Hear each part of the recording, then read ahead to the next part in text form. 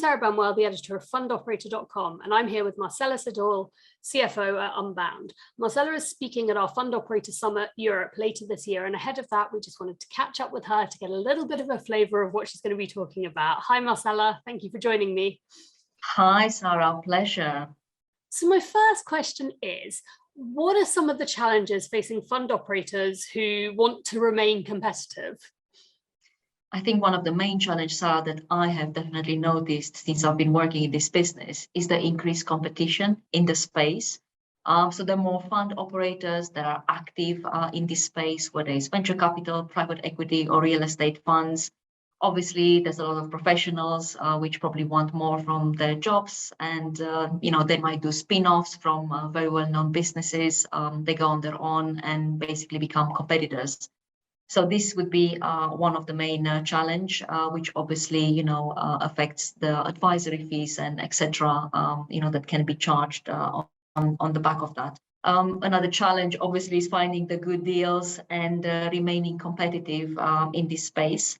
Obviously, with more competition, it's becoming harder and harder for the fund operators to generate the required margins for the shareholders and for their investors. So they have to fight a lot harder than before and justify, the advisory fees, etc., and remain competitive. So quite a lot to be thinking about. And then looking at the marketplace, what are some of the current and future trends that are perhaps making this task even harder for fund operators?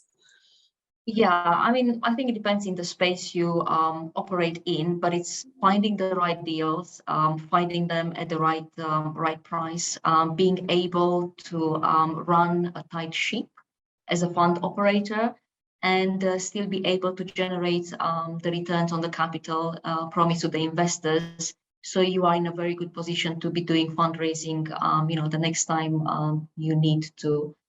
But that's what I would see from a deal perspective and from an operational perspective. As we all know, costs are going higher and higher. And, we're talking about also the margins decreasing for fund operators. With more competition, you have to be more competitive as well when you go to your investors. So you have to offer competitive advisory fees for them to be able to invest in your venture. So obviously tighter margins to manage a bit difficult. It's like a balancing act as costs are going up, and the income might be becoming smaller than what the fund operators have been used to.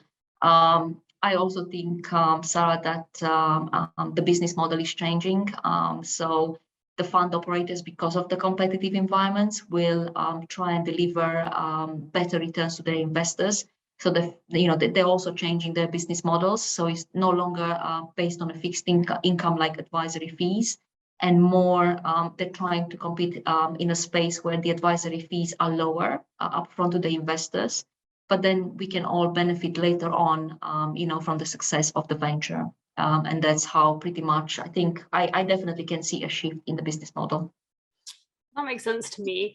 So thinking about all of these challenges that you've raised, what are some of the strategies that perhaps fund operators might be able to use to overcome them? Apart from obviously a good deal network, I'm only going to be talking from an operational perspective, and a finance perspective. What I found in my career, Sarah, that works very well is running a tight and lean ship. I've always been a great advocate for outsourcing the non-core elements of a business, purely because we're based in London. The main cost on any P&L for a fund operator will be its staff and the cost associated with that. So I personally found if you find really good business partners in the marketplace and you can leverage off them, then you are in a really good position, because you can lower your operational costs, but still be able to perform really, really well, in comparison to your competitors. So definitely, there's various views on this. Some people like to have everything in-house from a control perspective. But from my personal experience, I found if you find good business partners outside your business, I think you're in a better position, because you keep the core competencies in-house, but everything that's, pretty much repetitive, manual, can be outsourced at a fraction of a price to, business partners, outsourcing providers that do it for a living, and they're, much faster with better systems, etc. Because to be able to sort of meet the challenges, I'm talking operational reporting challenges that, fund operator might find himself in from an investor is, meeting all these deadlines, reporting deadlines, tax deadlines. So you need to invest in good IT systems in-house, and, nothing comes cheap. And sometimes it's really worth leveraging off other people that do this for a living. But that's just my opinion, and probably based on good experience. Great stuff. Okay, last one from me. So thinking about costs a bit more specifically, how can fund operators look to reduce perhaps some of their operational expenditures? One, look at, the number of staff that you need into your business. Make sure obviously they're paid in line with the market, but at the same time, review your costs, on a basically contract by contract basis. You'd be surprised, the amount you save by reviewing the contract, making sure that all the services that you pay for are actually necessary and you're using them. And, at the same time, go for the best deal on the market and, find good service providers for good prices. And obviously, Sarah, of course, least but not last, monitor of your cash flow. So basically, as a CFO, it's difficult sometimes to tell, the main partners into a fund that basically, they should be restrained on what they actually spend. But ultimately, cash is king.